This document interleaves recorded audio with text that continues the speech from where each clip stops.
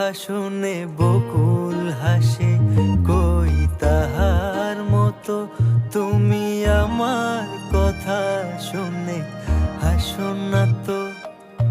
ধরার ধুলিতে যে ফাগুন আসে, কই তাহার মতো তুমি আমার কাছে কবু হাসো না তো।